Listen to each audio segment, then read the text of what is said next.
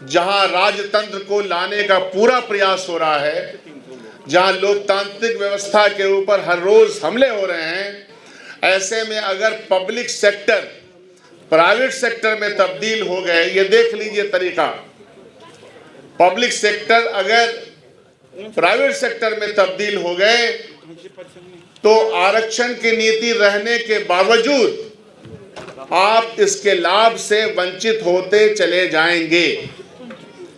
Public sector में सरकारी school हो, यूनिवर्सिटी हो, विश्वविद्यालय हो, कल कारखाने हो, इंडस्ट्रीज हो, मकान का आवंटन हो, कुछ भी हो, उसमें ये व्यवस्था आपके पास थी। वो व्यवस्था आहिस्ते आहिस्ते आहिस्ते छीनती चली जाएगी। आरक्षण आपको मिल गया,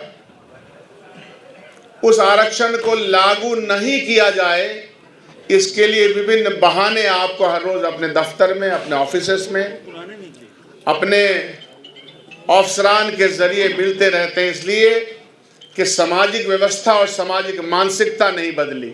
दलित समाज के बहुत सारे लोगों ने 1857 से लेकर 1947 तक अपने जान की कुर्बानियां दी हैं। नाम हजारों, हम गिनती नहीं कर सकेंगे।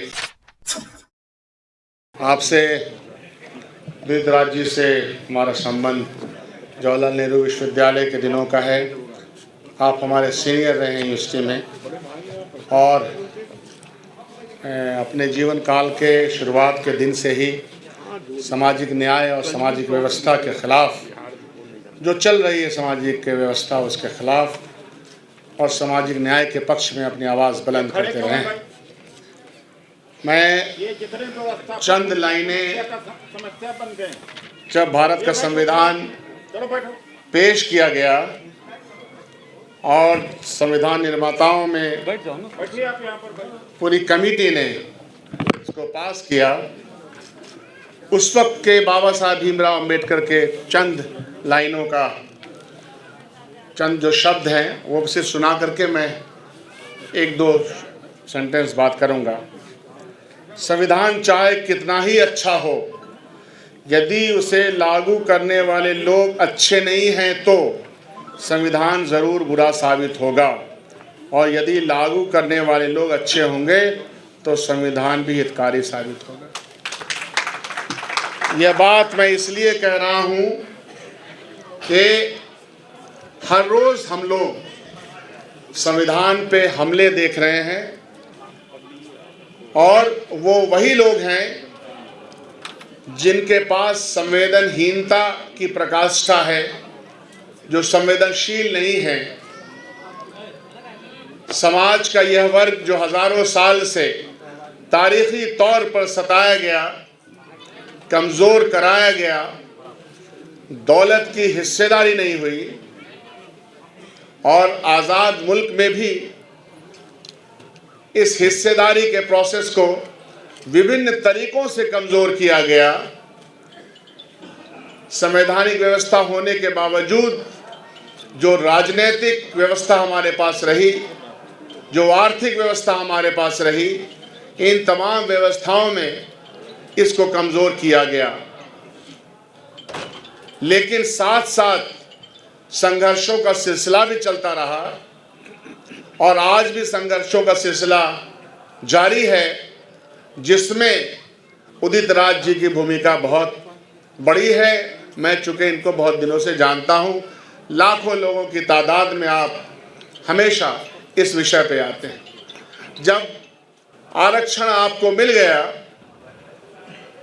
उस आरक्षण को लागू नहीं किया जाए, इसके लिए विभिन्न बहाने आपको हर रोज अपने दफ्तर में, अपने ऑफिसेस में, अपने अफसरान के जरिए मिलते रहते हैं, इसलिए कि सामाजिक व्यवस्था और सामाजिक मानसिकता नहीं बदली। जब तक सामाजिक मानसिकता नहीं बदलेगी तो जो आपके न्याय आपको मिले हुए हैं वह भी आपको नहीं मिल पाएंगे। ये एक बात।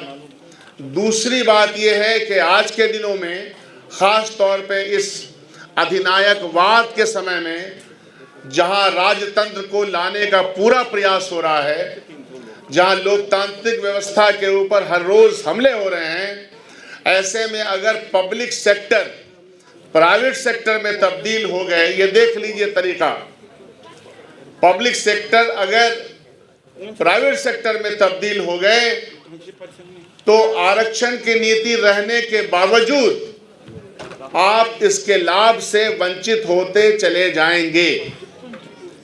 पब्लिक सेक्टर में सरकारी स्कूल हो, यूनिवर्सिटी हो, विश्वविद्यालय हो, कल कारखाने हो, इंडस्ट्रीज हो, मकान का आवंटन हो, कुछ भी हो, उसमें ये व्यवस्था आपके पास थी। वो व्यवस्था आहिस्ते आहिस्ते आहिस्ते छीनती चली जाएगी। इसलिए कर्मचारी वर्ग हो या सामान्य वर्ग के लोग हो, आपके पास संघर्ष आंदोलन के अलावा कोई दूसरा रास्ता है ही नहीं। अगर आप चाहते हैं कि आप और आपकी आने वाली नस्लें इज्जत और एहतराम के साथ जिंदगी गुजारें, सर को सरफराजी के साथ बुलंद करना चाहें, तो आप बिना किसी कॉम्प्रोमाइज के, बिना किसी लाग लपेट के अपनी बात कहने में चूकिए मत।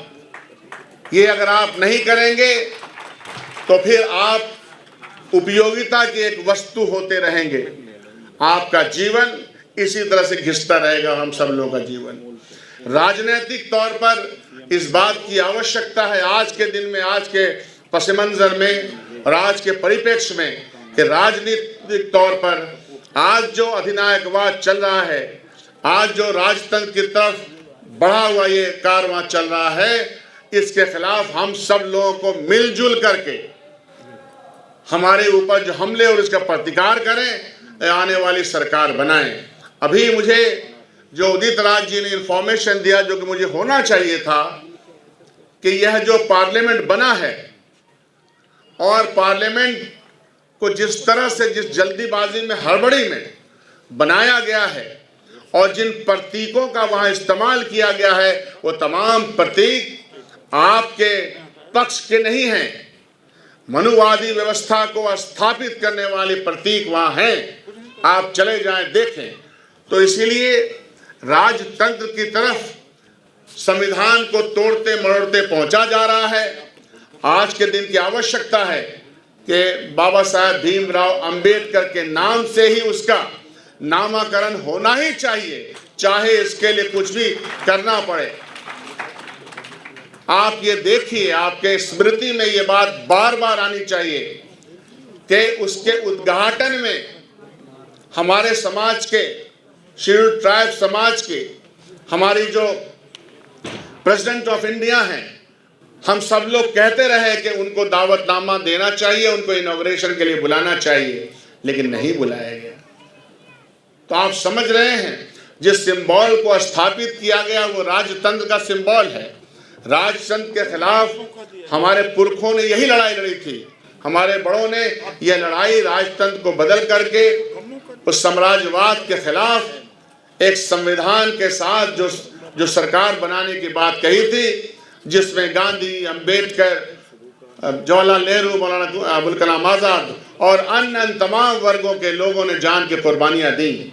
हमारे पास, मैं इतिहास जानता हूं, दलित समाज के बहुत सारे लोगों ने 1857 से लेकर 1947 तक अपने जान की कुर्बानियां दी हैं। नाम हजारों, हम गिनती नहीं कर सकेंगे।